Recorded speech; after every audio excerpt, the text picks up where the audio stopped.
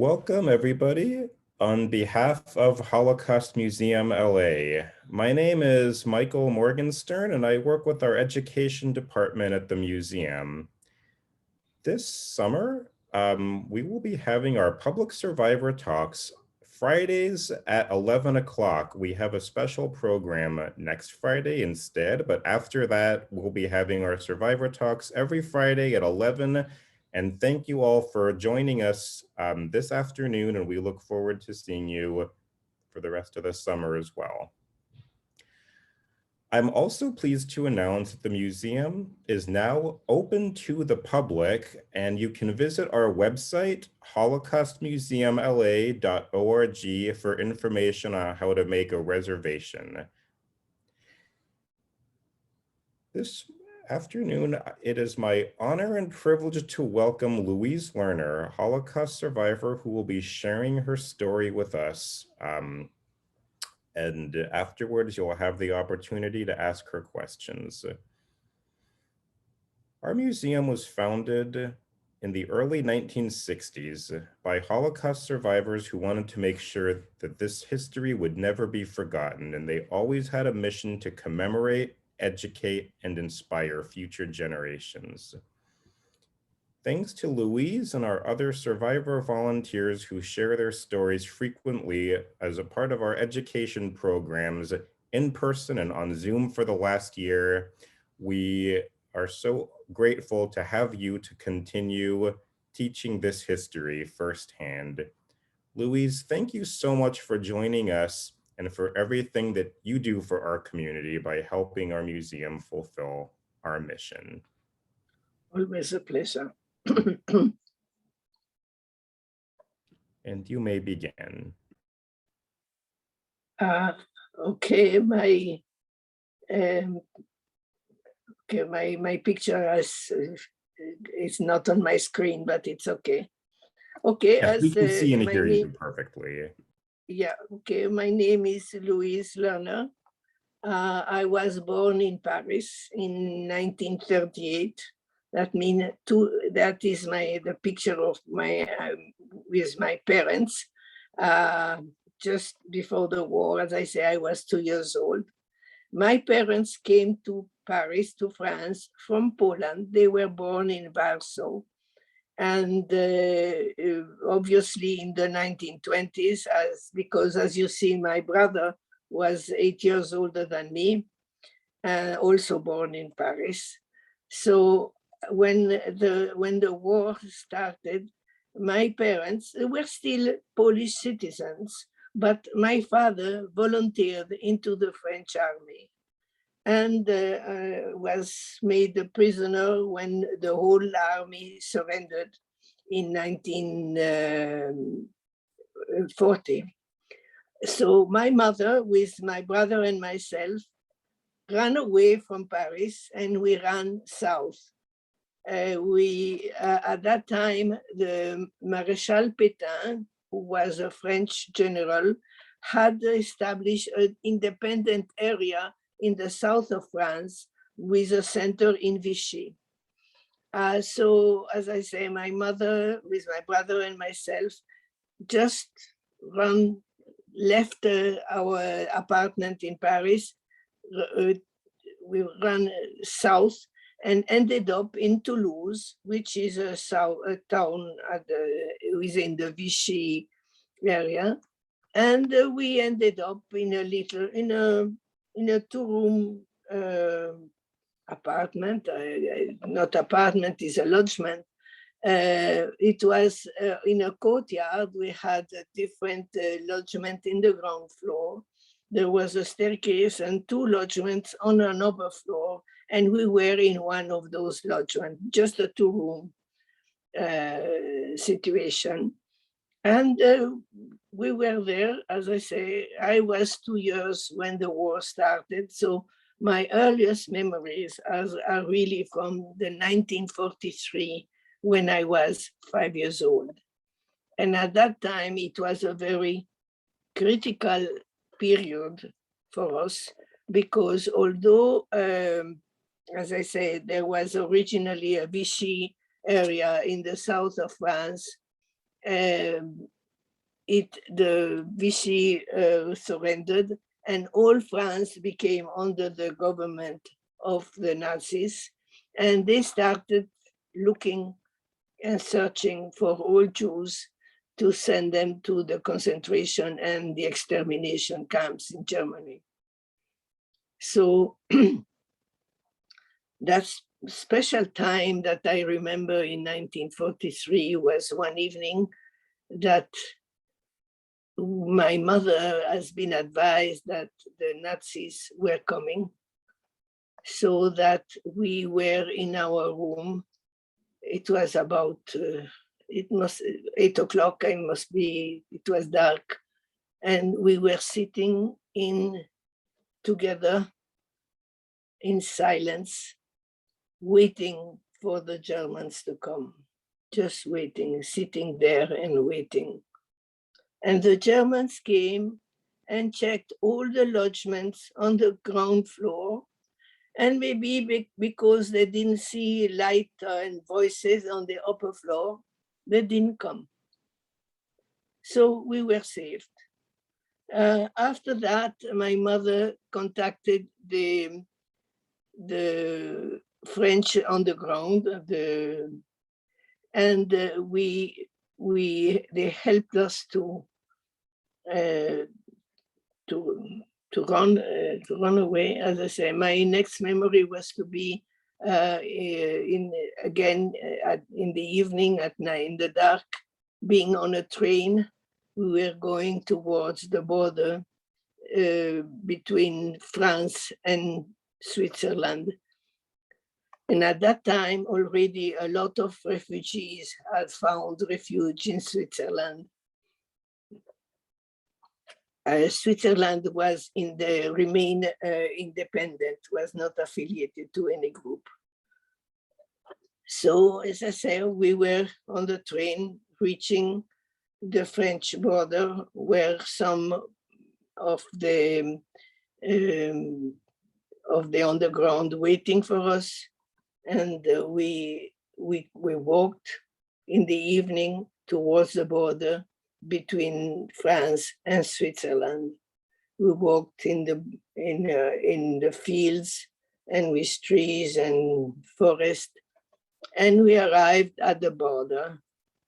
The guide that was with us left us because that was the rule that the Swiss had made, that whoever come has to come alone, not guided.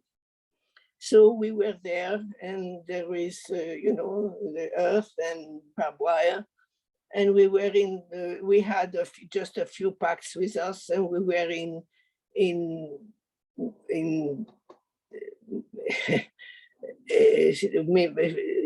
putting our packs on the other side of the barbed wire when a guard say halt, stopped us. And so luckily it was a Swiss German. Now, Switzerland has different cantons. There are provinces, they're called cantons. And in some cantons, they speak French. In some cantons, they speak German. And in one canton, they speak Italian. Well, it was a Swiss-German soldier, guard, who stopped us. And my mother was pleading with him to let us in. Now, I must say, as I say, 1943, already a lot of refugees had found refuge in Switzerland. And they had put out a law saying that, first of all, only families with children under 6 will be accepted. And they had to arrive alone, without guide. So, as we were. And so my mother, luckily, I was 5 years old at that time. And as I say, my mother, after pleading, and another supervisor came, and listening to my mother, allowed us in. So on we were, walking in the dark until the guard post. My next memory was to be in a hospital room. We must have gone into a refugee camp, and I got sickness, contagious sickness, and I was in the room. And I remember being in my bed, and in front there was a partition with a glass, and I saw my mother coming to see me and say goodbye. And it was the policy at that time that all families were separated. Every member was sent to a different camp, refuge, I don't know. I never knew where my mother or my brother were sent to. Anyhow, as I say, my next memory, again, I must have healed from whatever sickness I had. And I found myself being in a train, in a railway train. And I ended up in Locarno, where a wonderful family obviously had expressed willingness to take on a child to the Red Cross, and they assigned them to me. And as I say, it was, their name is Ernesto and Bice Bernasconi, a wonderful couple. They had no children. And I went in with them, and they became, to me, like my mother and my father. There was really a really warm family. Of course, I learned how to speak Italian, and they were Roman Catholics. And every Sunday they took me with them to Mass. And so I was with them. When I became 6 years old, they put me at school, elementary school. And so when I was my life, they had a family, their parents and a brother who had children. So in summer, at Easter and Christmas, they were going to the village where their parents was. The village, it was named Pedrinate. And I was with them, and there it was, I was with a family.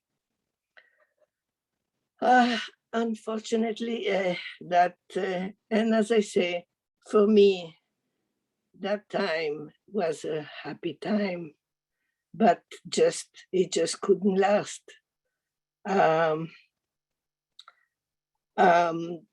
After 2 years, after 2 years in 1945, the war ended, and my parents, obviously, we were in touch with the Red Cross, who was the one organizing the refugees.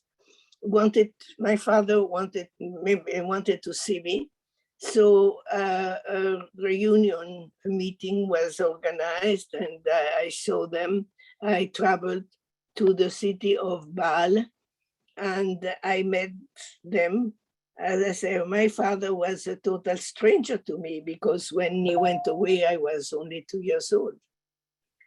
Anyhow, my father, as I say, came back, of course,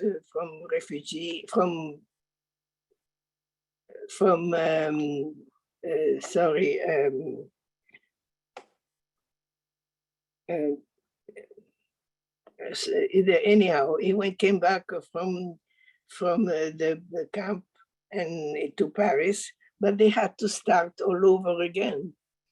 And I was so good with the family in Switzerland. They let me stay another 2 years. But then the 2 years came, and I had to leave. It was a heartbreaking time, and for them, for the Bernasconi, and for me. But I had real parents, and I had to go back to them. So I came back to Paris, to my parents. I had to learn how to speak French again because, of course, I had almost forgotten. And they registered me to school. And again, as I say, my French was, I was really learning again how to speak French, but in the school they were very understanding and very helpful. And so I was going to school, and my parents registered me with a Jewish youth organization. And so that's there I learned that I was Jewish. And it was not a religious organization. And so I went to school during weekdays, and on Sundays I was going to this organization. And so that was my life in France, in Paris. When after 2 years, when I was 11, it became time to register for me. If I wanted to go to secondary school, you had to register and pass an examination. Or if not, if you continue in primary school in France, up to the age of 14. Well, I chose to go to secondary school. So I sat at the examination, entrance examination. I passed. And then I started then to go to secondary school in Paris. I liked the school. It was a very nice atmosphere. And as I say, I was one of them. I managed I managed well. And so that was how it going. I was going to school during the weekdays and to a Jewish youth organization on weekends. But so for me, it was fine. But in France, there was a problem, and there was some tension between the United States and the Soviet Union. And my father, having been prisoner of war during World War II, had, of course, he didn't feel like participating in a possible World War III. So my mother had a sister in Buenos Aires, Argentina. Obviously, she must have been there from long before the war. And my parents were in touch with her, and they made all the paperwork and so on to migrate to Argentina. And of course, they told me that at the very last moment. I wasn't happy to leave France, but I was only 14 years old at that time. And of course, I found myself on my way to Argentina. At that time, it was by boat. It took about 2 weeks in a very nice boat. It was very nice. The life was good. And as a matter of fact, that's where I learned how to dance, because obviously every evening there was ball dancing. Anyhow, so we arrived in Argentina. My parents, I met my aunt and uncle there. And okay, so after my parents found an apartment, a house really, to rent in the center of Buenos Aires. My father was a tailor, and he found work, and he got established. My father and my mother was working with my father, doing the handwork, and so was our life. So I had to pass an examination in order to continue with my studies. I managed to pass a test, and I registered then in a secondary school in Buenos Aires. And so that was my life. I was going to school during the week. On weekdays, I had my meeting with my Jewish organization. And so it was.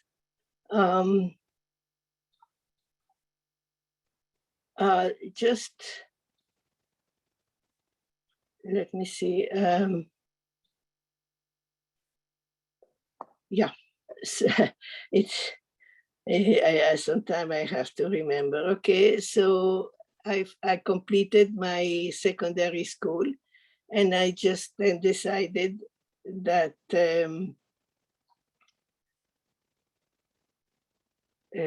let me see. There, I remember my. Oh yes. So as I said, I had been going to this youth organization all these years, and the purpose of this organization was to prepare youth to go to Israel in a kibbutz, which is a communal, agricultural communal center to live in as a oh, sorry. Anyhow, so I finished secondary school, and in order to prepare going to Israel, they had a farm in the outside of Buenos Aires, and so I went there, and I stayed about 9 months, and of these 9 months, I remember I was. I was, as I say, it was a communal farm, so I learned how to milk cows. And then I was working in the kitchen because, of course, it was a communal life. But after living after that experience, I decided that that was not really the life I wanted. So I left the organization, and I decided to continue my studies in Argentina and to go to university. The beauty of that is that in Argentina, the university study is free. There is no payment needed. So I chose to learn to go to study architecture, which I've always been interested to see what's happening in today's, and also looking at the past, what has happened, what has remained. And so as I said, so I chose architecture.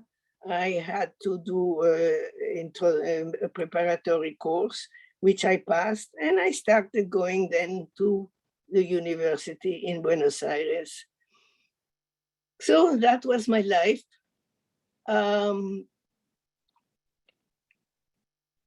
As I say, my parents were working.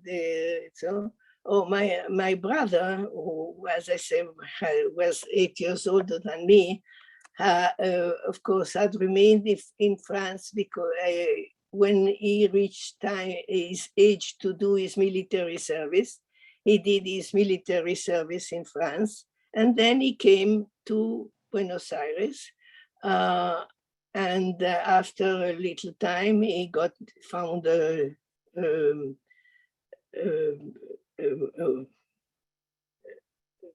fiancé, and he got married, and he got established in Buenos Aires. And I must say, he did well in Buenos Aires, and he remained there till the end of his life.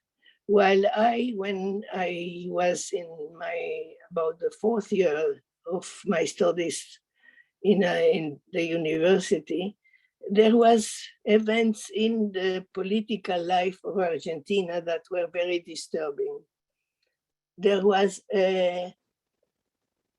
one of the Nazi group, most criminals, Eichmann. He had been responsible for the extermination camps of the Jews in Germany. And he was still alive, and he managed to escape and found himself in Argentina. The Israeli government knew about it, And the Mossad, which is the secret service of the Israeli army, came to Argentina, found Eichmann, and managed to take him to Israel, where he was judged and hanged. In Israel, there was no death penalty at that time, and they made a special law for Eichmann because he was responsible for so many millions of Jewish lives that was murdered in Germany. Anyhow, so with all that happening there was a problem of anti-Semitism rising in the public. And so I felt that I, as a Jewish architect, I might not be able to really be successful in Argentina. And luckily, I had an uncle in Israel. That uncle was the only surviving brother of my father. The rest of his family that remained in Poland, nobody survived.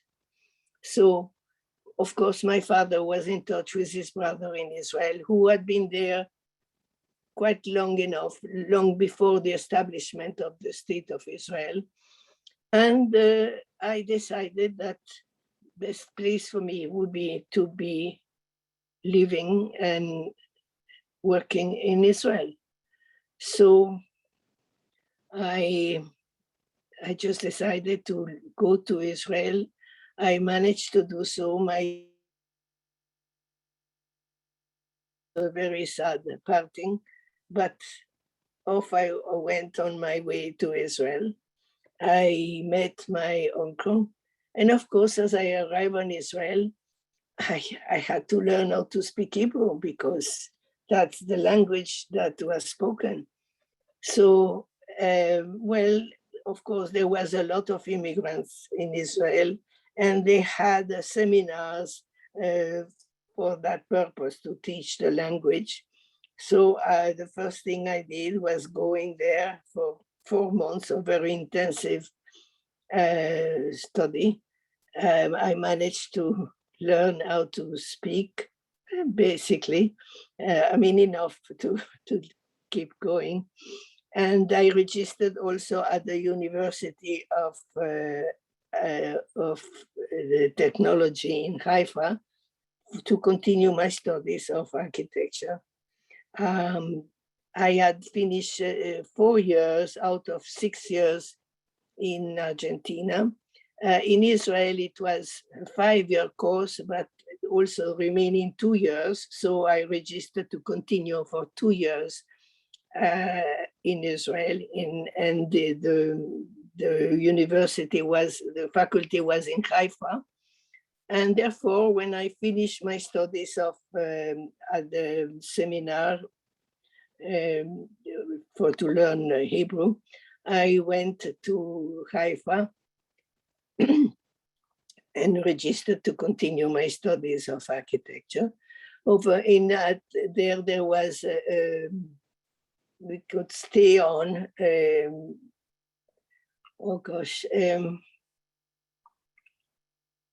I registered to live on the campus. And so when I started my studies of architecture in Haifa, and it was not easy, really, but I managed. And luckily, architecture, there is a lot of doing plans, so that is self-explanatory. And luckily, there was a lot of students at that time who spoke Spanish. So, and I did the Spanish, spoke Spanish too, so that the oral exams, we were able to, there was also some professors who knew Spanish, so we were able to do it in Spanish, and they translated it, and so we managed to get along. And so that was my 2 years at the Technion. There was very little social life. Once a week we met, and there was a little dancing and so on, socializing, and mostly was also living on campus, most also foreign students. And I must say, at that time there was a parallel course in engineering that was for students from developing country, that was organized by the Minister of Foreign Affairs.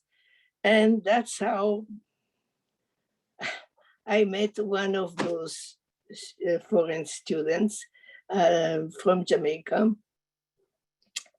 And we started a relationship, and he completed his studies of engineering 1 year after me, and we then decided to get married.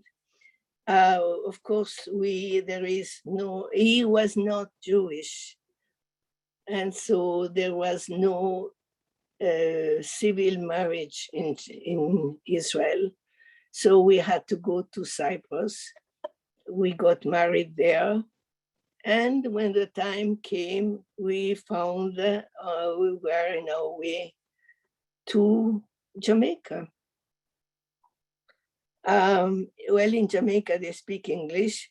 Luckily, I did have a basis of English because I studied English when I was in high school, and it helped. Anyhow, so here I was in Jamaica.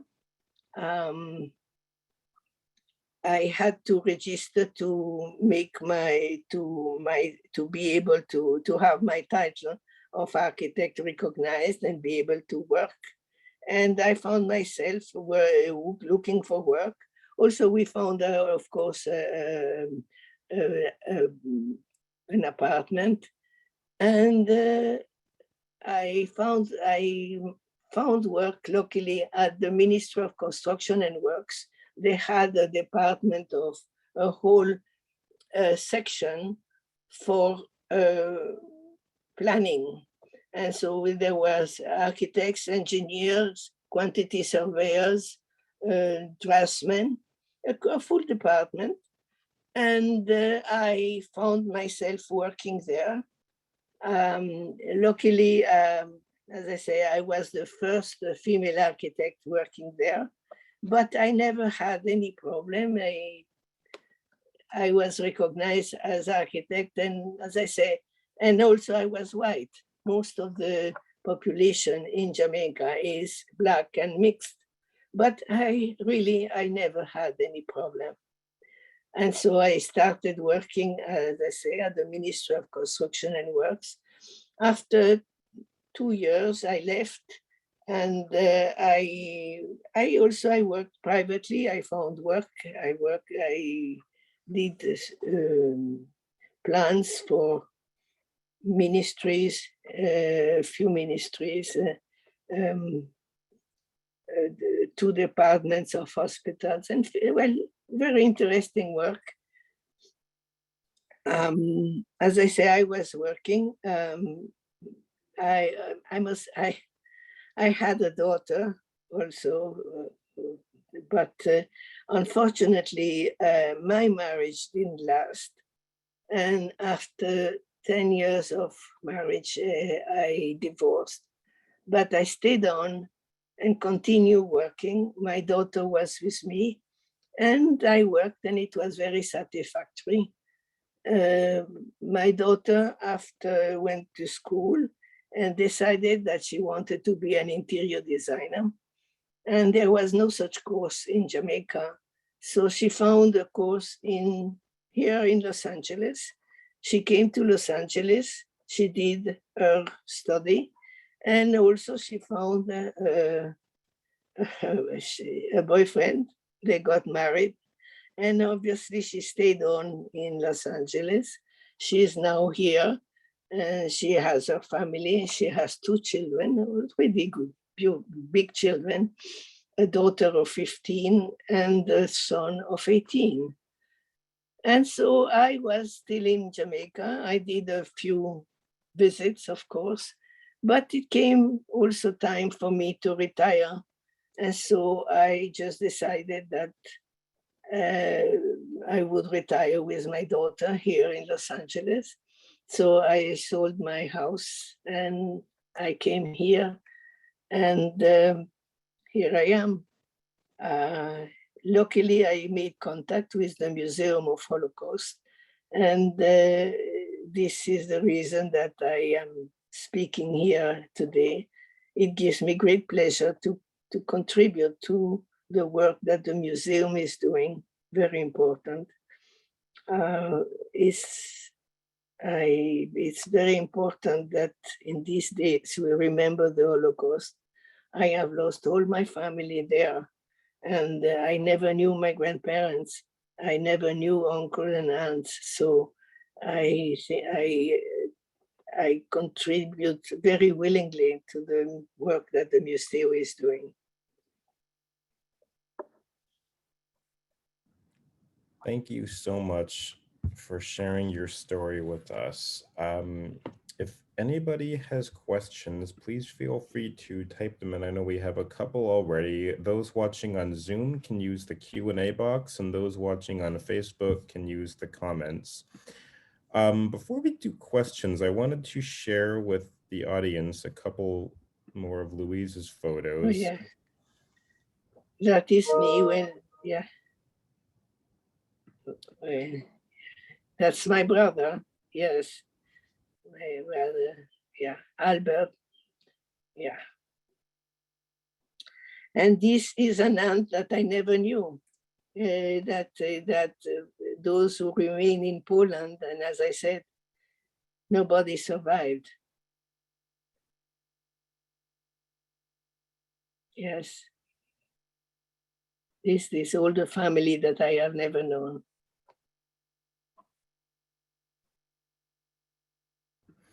And I would also like to share that Louise and I found these photographs on Yad Vashem's database. Louise's parents had submitted them in, I believe, the 1970s, and Louise didn't know about it. That's and we right. found them Yeah. online. And so now that we have these photos, we like to show them when Louise speaks, so that we, even though she never knew them, she doesn't know anything about them, but we can That's at least right. show their names and faces to those Yeah. who are listening to her talk. Thank you. Yes. We do have some photos. So first, what do you know about how your parents survived the war when you were in Switzerland? Well, as I say, my father, who had volunteered into the French army, spent 5 years prisoner of war in Germany, but he was wearing the French uniform, and as such, he was safe and he survived, and he was liberated at the end of the war and came back to Paris because he was wearing the French uniform.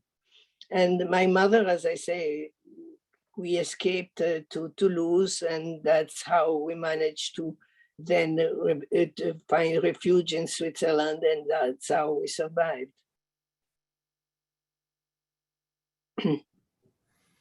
And when did your parents pass away? What were their lives like after the Holocaust?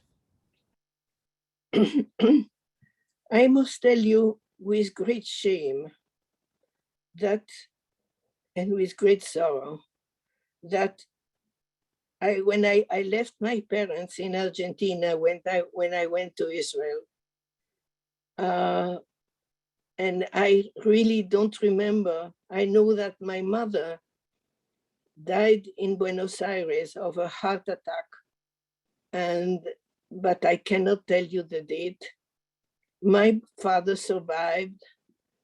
He managed to marry again, and he wasn't happy.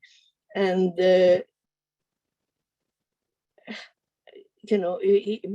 they died. I don't know. And I was not there when they died, and I feel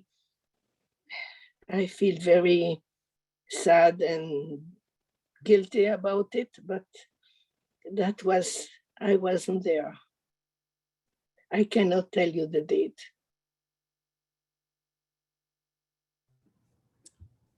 Thank you for sharing. How does it feel to share your stories about survival during the Holocaust? Are you comfortable speaking with people about it? And has it gotten easier since you've started? Yes. First of all, because I was lucky. During the Holocaust, I was with a wonderful family in Switzerland, and I must say, it's the happiest time of my life. And after that, I had to leave them and so on. And I never up to now ever found such a happy time. Anyhow, so I was very fortunate. I was very lucky. But yes, I am. There are so many people, other people who have also shared some very stories about how we survived the Holocaust, how we went on with life. And yes, I think that is very important to share the story, especially nowadays where there is such a frightening surge of anti-Semitism. It disturbs me very much. And as I say, yes, they must know what happened to us so that never again anything like that is let to happen.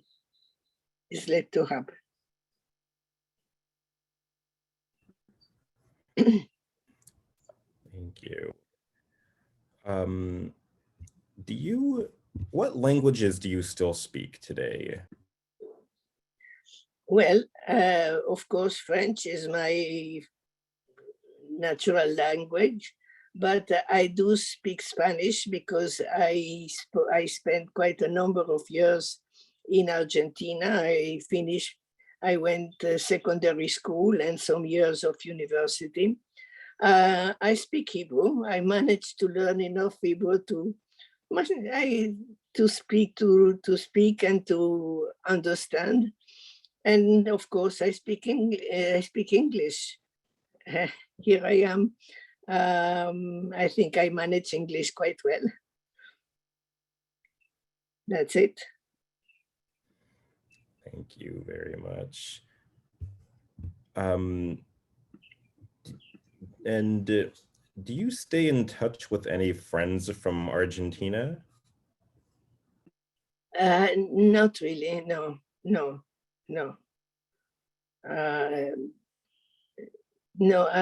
Oh, sorry. Yes, I do.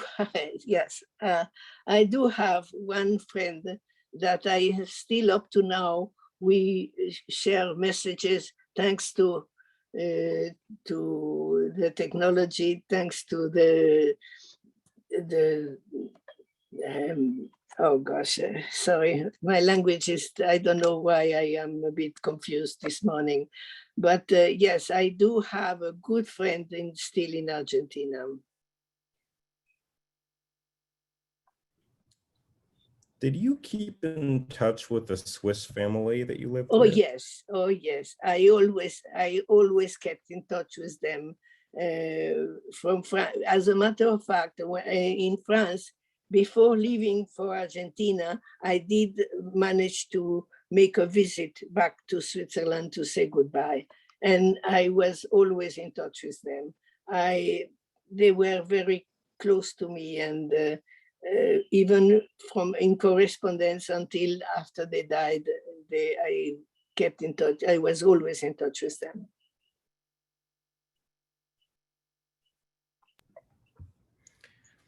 Thank you. What happened to your brother? Oh, well, my brother, as I say, he was 8 years older than me. So when we left France, it was his time to go to do his military service. But when he completed that, he did come to Argentina and got married fairly after, and he remained there until the day he died. So he died there in Argentina. He got married and he had 2 children. And so his life was in Argentina.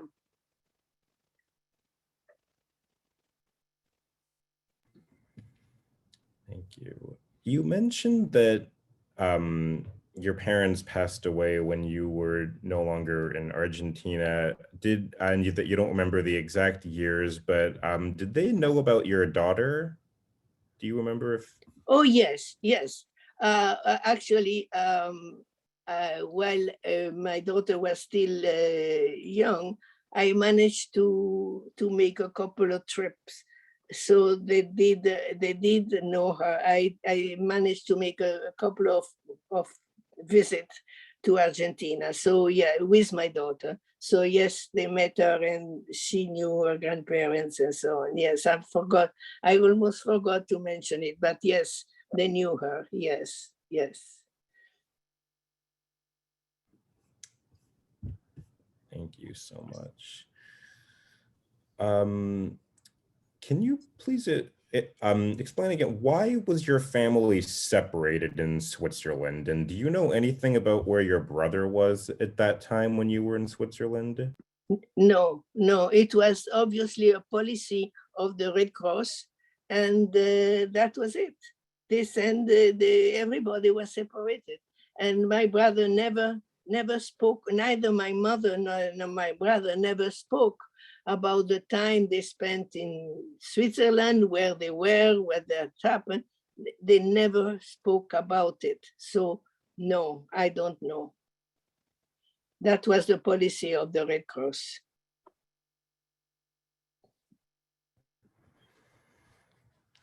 Thank you. Were And you in money, I mean, looking back now and speaking to you and so on, I regret that I never knew about it, but that's the reality.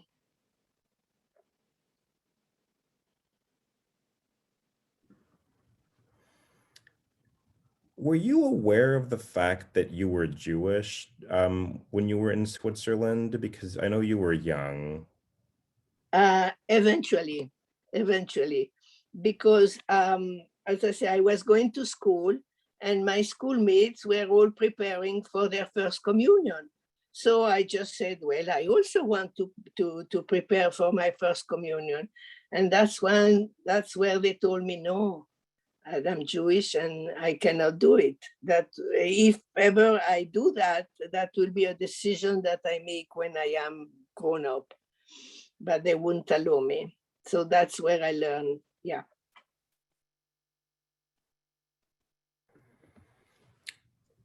Did your brother have children? And if so, were you in contact with them? Uh, yes, but it's a that's another sad story because his son eventually got married, migrated and went on to Canada. And unfortunately, he died from a brain tumor. And his daughter, again, got, I can't remember, also got sick. She had to be, at this moment, I don't remember, I can't think of the name of the sickness that she had, but she was hospitalized and in mobile in bed. So it's two very sad.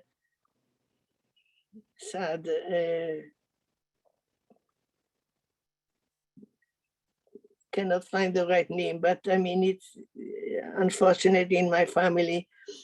That's how it ended, in a very sad way. Thank you for sharing. Do you remember the moment that you learned you were Jewish? To follow up on the last question, was there a specific moment, and do you remember how you reacted? No, I know, I don't, as I say, I remember being told that I couldn't make the first communion because I was Jewish. And my parents, they told me my parents were still alive and therefore there was nothing I could do. And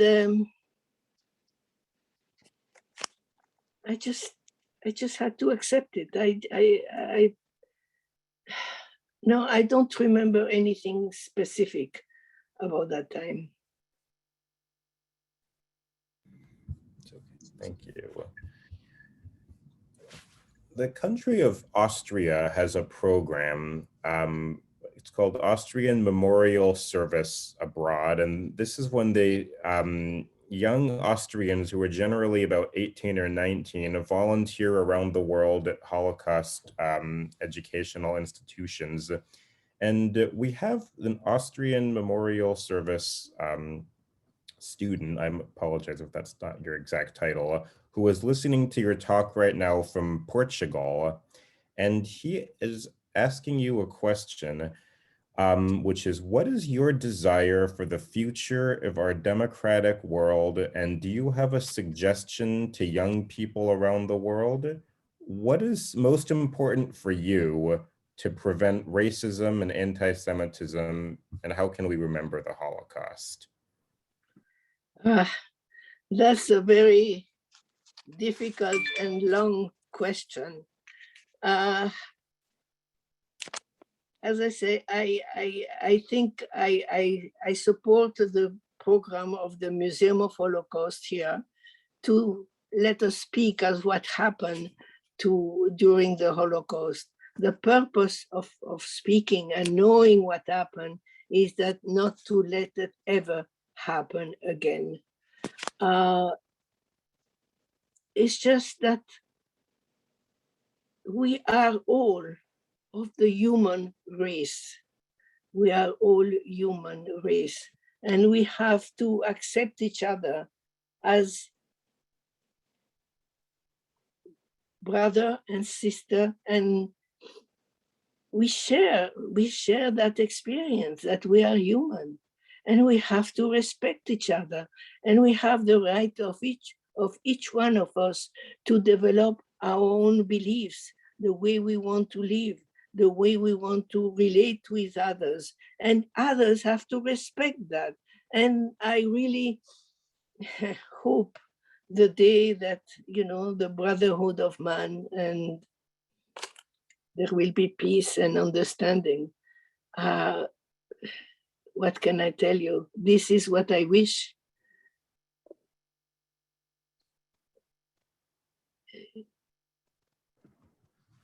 Thank you so much for sharing your story with us. And I know you speak to several students on a regular basis, as well as all sorts of audiences, but you've spoken a lot to students over the last few years. And so we thank you so much on behalf of the museum for helping us fulfill our mission to commemorate, educate, and inspire future generations. It's my pleasure that if I'm able to contribute to your program with whole heart, and I support you as much as I can. Well, thank you so much. And you absolutely support us in so many ways on a regular basis. And we have people here typing in thank you in the comments. So we thank you so much for sharing with us Thank you. this afternoon. Wishing everybody a happy, healthy, and safe weekend. And please continue to join us on Fridays. Follow our website for our upcoming programs. Again, the museum is now open. For the time being, our survivor talks are still virtual, so you can follow these on our website. We hope to welcome everybody to the museum in person at some point in the near future, but in the meantime, we will be continuing our virtual programs, so we will see you online as well. Thank you so much, everybody, and thank you, Louise. Thank you, Michael. Thank you.